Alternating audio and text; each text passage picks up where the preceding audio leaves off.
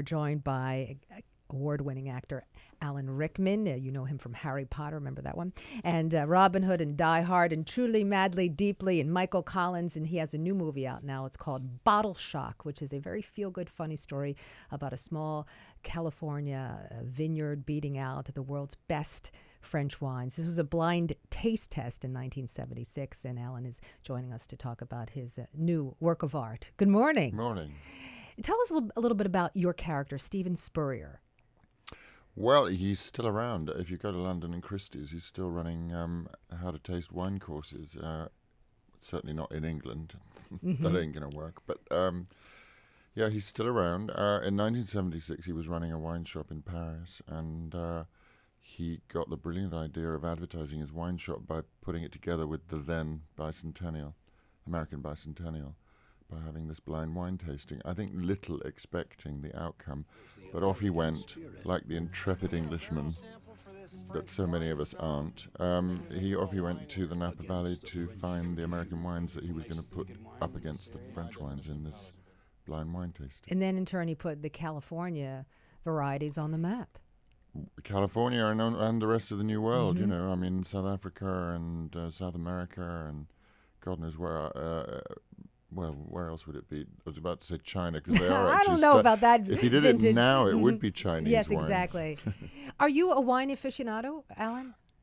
I'm like everybody in the street. You know, I walk into a wine shop and get completely confused and hope for the best. Are you a red or white person? Mostly red, because wine does something weird to my brain. It does? Yeah, it's not useful in company. I see. Now, what in particular about Bottle Shock, about this role, spoke to you? True story is one thing, and a kind of heroic story, really. You know, it's life is full of little bits of heroism that need to be celebrated. And this small event became a huge event. You know, it wound up on the cover of Time magazine and changed the world of wine. And if you go to the Napa Valley now, you see the end result, you know, these vast vistas of vineyards everywhere and wonderful people. Do you think this will be a companion to Sideways of sorts? I think it's more lengthways. Lengthways. Now, this takes place in 1976, so you had to take on that particular period wearing the costumes, clothes. Challenging. How was it challenging for you? It's a big sense memory because you forget about those nipped-in waists and those wide-bottom trousers and the moustache that seems to cover your face, and wide ties. And of course, the other thing you have to remember is, being the intrepid Englishman, I'm wearing this stuff in 100 degrees of heat in the Napa Valley, so I'm not bothering to take it off. Did they film most of Bottle Shock in the Napa Valley? Yeah, all of it. All of it. Yeah. Was that the first time you've been there? It is, yeah. I recommend it. You know, people should go. It's incredibly beautiful. I spent quite a lot of time in Italy. So, again, you know, it felt like I'd been there before because those vineyards look very much like Tuscany, except you're not looking around at hillsides with little villages sitting on top of them.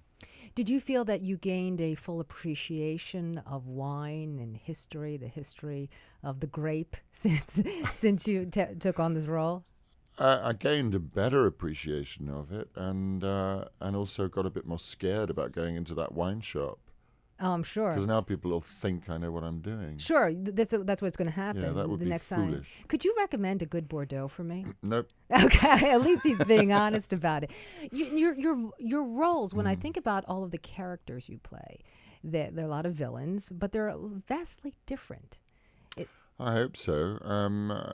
Then none of them have a label to me. They're just people, different kinds, and long may it continue. They just get older now. They're all tall, and they're getting older. But you're working. That's a I'm good thing. definitely working. One of the movies that I liked that you were in was Truly, Madly, Deeply. Was that a memorable one for you? Well, it's especially memorable now because, of course, recently the director, Anthony Minghella, died. Oh, yes, that's right. And that's been a huge loss for the film industry, and also for those of us who knew him as a friend, because that was his first film. Yeah, it was a wonderful film. It is a beautiful film, yeah. And how did you like doing those blockbusters like Die Hard and Harry Potter, but it's two different roles? Die Hard was the first film I'd ever done, so I was a bit like me in the wine shop. It was me in the film studio. I hadn't got a clue what was going on, except a lot of noise. Did you have to wear earplugs? I don't think I did, and I probably should have done, especially when I was holding the machine gun at one point. And how about with Harry Potter? Do adoring fans come up to you and say what's going to happen next? Fortunately, I don't walk around wearing a black wig. Oh, you don't? So, Well, that's great. Well, we wish you the best of luck with your new Thank you role, very Stephen much. Spurrier. The movie is called Bottle Shock, and my guest is Alan Rickman, and we thank you for joining us. Cheers. thank you very much. It opens Wednesday. Opens Wednesday. Good things just got better. Introducing an all-new third hour of Good Morning America. Welcome to Good Morning America Now. Good Morning America Now. Good Morning America Now. On ABC News Now. Get your Good Morning America now at abcnewsnow.com.